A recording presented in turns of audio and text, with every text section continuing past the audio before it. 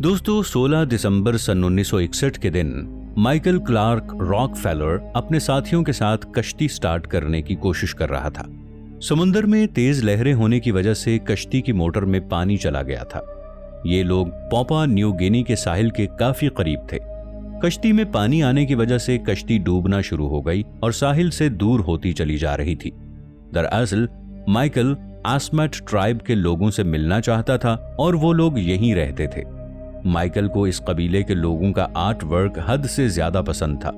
इस art work में उसके लिए सबसे ज्यादा दिलकश बिस्पोल था। ये एक सादा लकड़ी होती है, मगर इस कबीले के लोग इसे इस तरह डिजाइन करते हैं कि ऐसा लगता है जैसे एक आदमी के ऊपर दूसरा आदमी खड़ा है। इस कबीले के लोग बिस्पोल को आर्ट के लिए नहीं बनाते थे।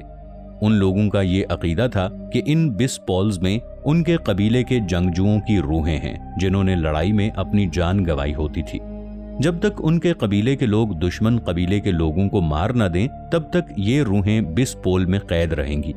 अगर दुश्मनों ने उनके 4 लोग मारे हैं तो उनके अकीदे के मुताबिक जमीन पर तवाजुन बरकरार रखने के लिए दुश्मन कबीले के 4 लोगों को मारना इंतहाई जरूरी है। आस्मैट ट्राइब के लोग इन बिस्पोल्स को न फेंकते थे और न ही किसी को देते थे। ये उनकी सकाफत और सोसाइटी का हिस्सा था, बल्कि उनके अकीदे का हिस्सा था। अब कुछ माह पहले ही माइकल क्लार्क रॉकफेलर ने इस कबीले को विजिट किया था और उसे उनके बिस्पोल्स के बारे में पता चलता है।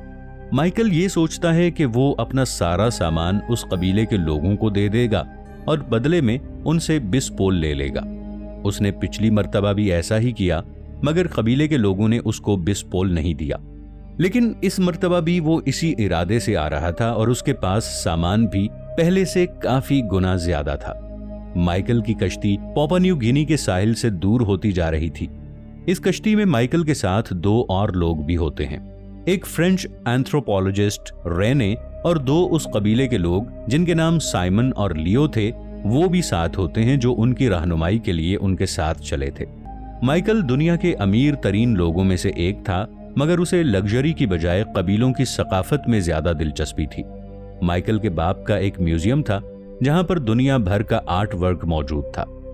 माइकल इस दौरे से 7 माह पहले हार्वर्ड यूनिवर्सिटी के फिल्म मेकर्स के साथ यहां आया था।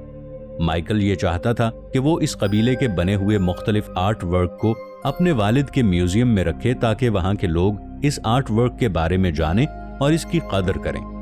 उसके वालिद के म्यूजियम में बिस्पोल नहीं होते थे, इसलिए वो हर कीमत पर इनको हासिल करना चाहता था। रॉकफेलर खानदान को जब माइकल की गुमशुदगी के बारे में पता चलता है तो उनके सर पर एक पहाड़ टूट पड़ता है। ये खानदान अपने सियासी असर और रसूख की बदौलत सैकड़ों शिप्स, हेलीकॉप्टर्स, सपोर्टर हवाई जहाजों को इसकी तलाश के काम पर लगा देते हैं। उसका बाप खुद उसे देखने के लिए उस मकाम पर गया। उसका बाप पापुआ न्यू गिनी में उसे हर जगह तलाश करता है, मगर उसे उसका कहीं भी सुराग नहीं मिलता और तकरीबन 10 दिनों के बाद ये फैमिली मायूस होकर वापस चली जाती है। मगर उसे तलाश करने का काम जारी रहता है। कोई ना कोई माइकल को इस एरिया में ढूंढता ही रहता है। आखिरकार सन 1964 में उसके खानदान वाले इस बात को तस्लीम कर लेते हैं कि रॉकफेलर डूब कर मरा है। मगर उस शख्स ने मिलिट्री ट्रेनिंग ली थी और ये जबरदस्त तैराक भी था, और इसी वजह से सबको यही लगता था कि माइकल पापुआ न्यू गिनी में ही कहीं मौजूद है। जब उसके खानदान की तरफ से उसको मुर्दा तस्लीम किए हुए काफी अरसा गुजर गया, तब अचानक सन 1969 में एक रिपोर्टर मिल्ट मैचलिन ने यह ऐलान किया कि उसने एक ऑस्ट्रेलियन आदमी से सुना है कि माइकल को पापुआ न्यू गिनी के जंगलात में ही देखा गया है। मिल्ट मैचलिन उस शख्स की बात पर यकीन कर लेता है और अपने अमले के साथ पापुआ न्यू गिनी पहुंच जाता है। ये शख्स उस एरिया में हर जगह माइकल को तलाश करता है और वहां के मकामी लोगों से भी उसके बारे में पूछता है, मगर वहां पर माइकल का नामो निशान मौजूद नहीं था।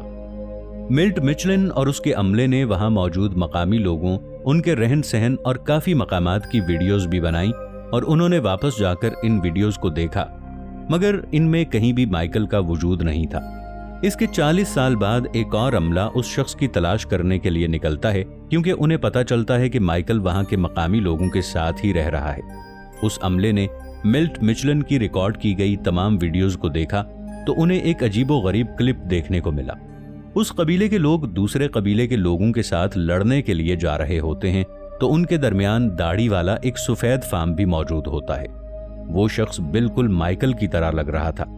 इस वीडियो के बाद ये अफवाहें गर्दिश करने लगती हैं कि एक अरबपति बाप का बेटा सब कुछ छोड़ छाड़ कर इस कबीले का एक हिस्सा बन गया है, मगर ये बात अभी भी यकीन के साथ नहीं कही जा सकती थी कि वो शख्स माइकल है भी या कि नहीं। सन 2012 में इस शख्स को गुम हुए 50 साल गुजर चुके थे।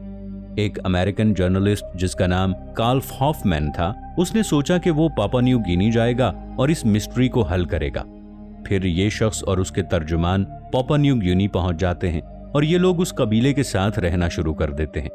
उन लोगों को उन कबाइल के लोगों का एतमाद जीतने में काफी माह लग जाते हैं। इस कबीले के लोग कार्ल को ये बताते हैं कि असल में माइकल के साथ क्या हुआ था और साथ में ये धमकी भी देते हैं कि अगर ये बात किसी और को पता चली तो उनका सारा गांव मारा जाएगा और साथ ही वो भी जिंदा नहीं बचेगा।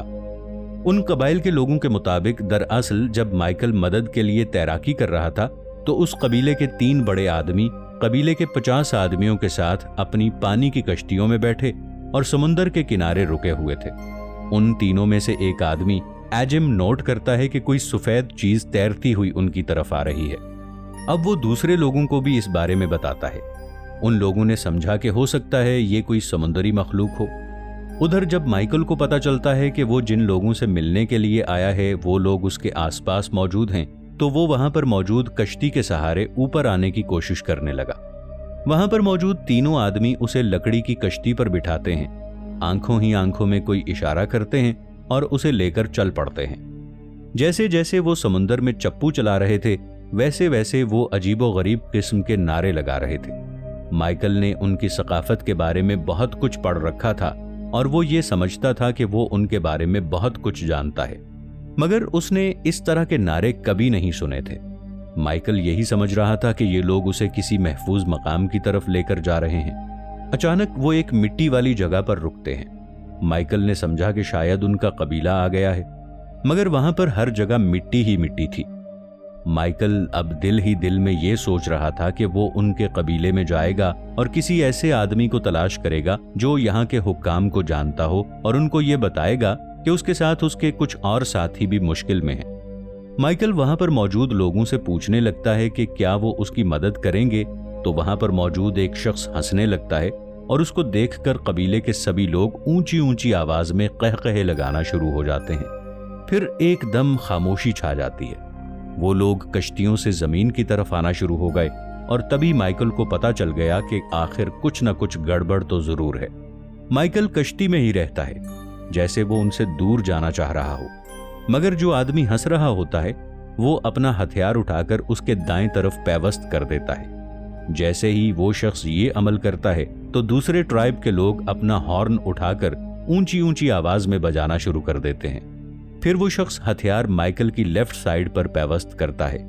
माइकल दर्द से चिल्लाता है, मगर उसमें खुद को बचाने की हिम्मत नहीं होती। कुछ लोग माइकल को जंगल की मिट्टी वाले हिस्से की तरफ लेकर जाना शुरू हो जाते हैं। उसे उस एरिया में लाकर घुटनों के बल बिठा दिया जाता है। एक आदमी उसके बालों को पकड़कर उसका सर पीछे की तरफ करता है और दूसरा आदमी कुल्हाड़े के साथ उसकी गर्दन पर वार कर देता है। उन लोगों के दिलों में माइकल के लिए शदीद नफरत थी, क्योंकि वो नहीं चाहते थे कि वो उनके बिस्पोल को अपने म्यूजियम की जीनत बनाए।